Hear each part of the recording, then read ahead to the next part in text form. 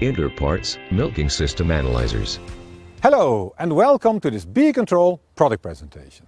My name is AP Postma and here on this nice farm of family Smile in the Netherlands, I'm going to demonstrate to you how to use the Vadia.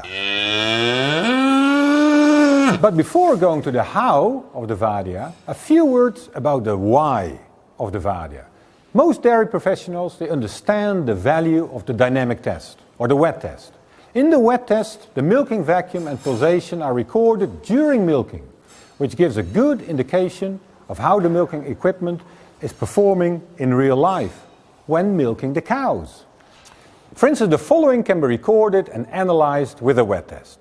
Vacuum stability at the teat end, heavy vacuum drops that indicate insufficient vacuum capacity, vacuum reserve or under-dimensioned transport capacity.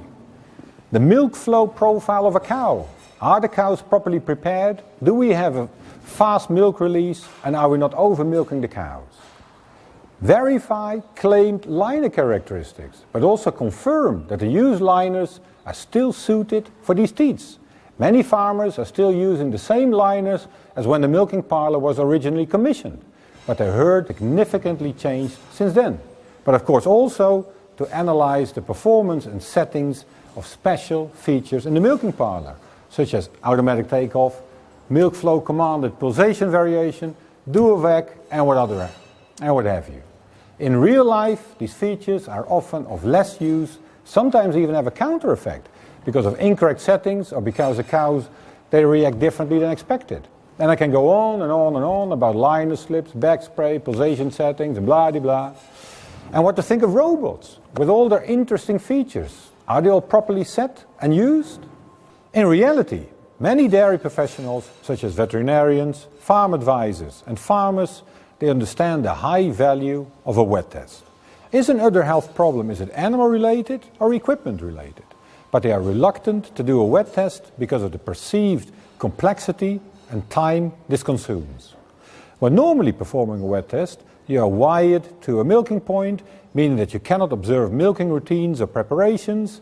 Also, your presence disturbs the milking.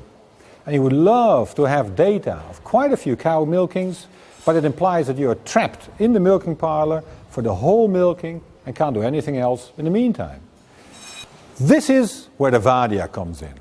Vadia is a new instrument for logging the vacuum and pulsation during milking at 4 points in the milking cluster. It has been developed in close cooperation with IDF, the International Dairy Federation, and TINE, the Norwegian Dairy Farmers Cooperative. Vadia is battery operated and small and lightweight enough to be attached to the teat cup. It works standalone and switches automatically on when it detects vacuum on one of the inlets and back to sleeping mode in between milkings to save battery capacity.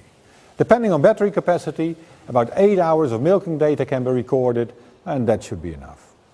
Vadia makes wet testing much easier, faster and hands and eyes free. You do not need to worry about the actual logging of the wet test data. Just put it on before milking and your time and focus can be on other things during the milking itself. So let's take a closer look on how to work with the Vadia. Typically the Vadia is supplied as a kit, complete with transport case, Vadia viewer software and necessary tools and tubes to start recording. There are kits available with 1, 2 and even 3 Vadias to get more recordings during the same milking.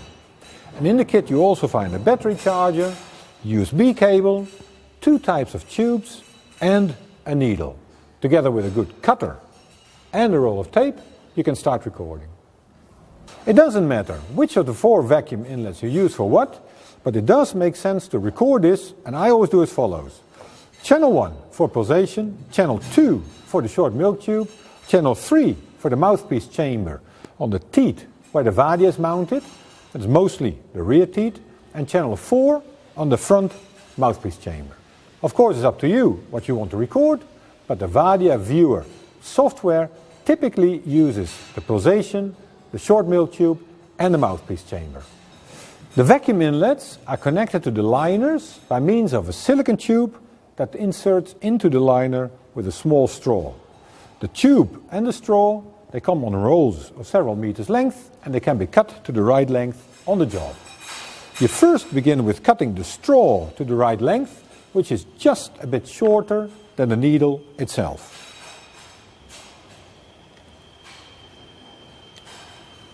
Experienced users, they often pre-cut these at home so that they can quickly start working on the job.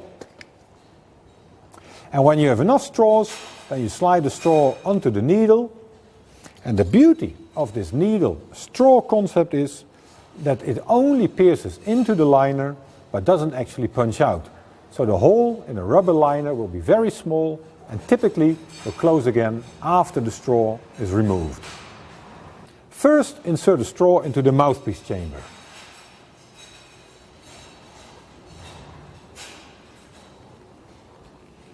Retract the needle while holding the straw with your fingernail and feel with your finger that it doesn't stick through too far, and if necessary you pull it back.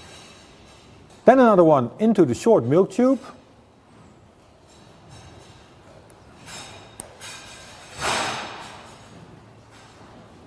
Then another one into the short pulsation tube.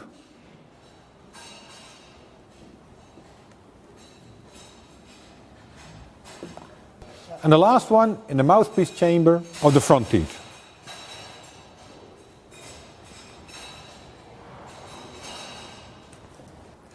Then we tape the Vadia to the teeth cup. And it doesn't matter if it is up or down. You will notice that I've also taped the Vadia battery lid and the USB cap. This to prevent splashing water from entering into these non-secured openings. Also, you will notice that the indicator light blinks green every 15 seconds, indicating that it is in log mode waiting for vacuum. Then connect the silicone tube to one of the straws. Cut it to length and slide it over the vacuum inlet. Typically, I start with a short pulsation tube. I connect it to the number 1 where the light is. The short milk tube, I connect to number 2 next to it. The mouthpiece chamber from the rear, I connect to number 3. And the mouthpiece chamber from the front teeth, I connect to 4.